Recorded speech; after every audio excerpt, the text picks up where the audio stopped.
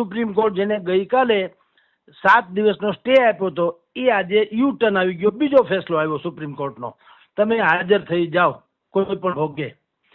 હવે એ હાજર થવામાં તો આખા દિવસની વાત હતી, પણ તમે વિચાર કરો હમણાં ને હમણાં એ અનિરુદ્ધસિંહ હાજર થઈ ગયા અને હવે એનું જે થવું હોય તે થાય. પણ તમે એક કલ્પના કરશો બેન, હાજર થઈ ગયા જ્યારે એને સુપ્રીમ કોર્ટે કીધું તમે હાજર થઈ જાઓ અને ફટાક કરતા હાજર થઈ ગયા કલાક 2 કલાકમાં, તો એનો અર્થ એક તો નક્કી છે ને કે ઈ કમસે કમ ગોંડલ ને જુનાગઢ ની વચાળે હતા, એ તો નક્કી થયું.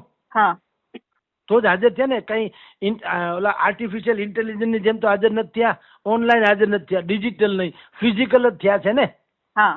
તો અનિરુદ્ધસિંહ જાડેજા જેવો માણસ એ જો ગોંડલ કે રાજકોટની ઈર્દ ગિર્દ હોય તેમ છતાં સ્થાનિક પોલીસ પછી CBI કયો એના જેવી જે આપણી ગોપનીય જેટલી પણ છે IB બાઈબી આ બધાય અને સૂત્રો અને બાતમીદારો ના તેન કોઈ કરતા કોઈને ગંધ ન આવે ને અડધી કલાકમાં દોડીને જજના ઘરે બંગલે કે અદાલતમાં પહોંચી જાય, તો આ પોલીસને કરવી હું? મને તમે પ્રશ્ન પૂછીને જવાબ આપશો?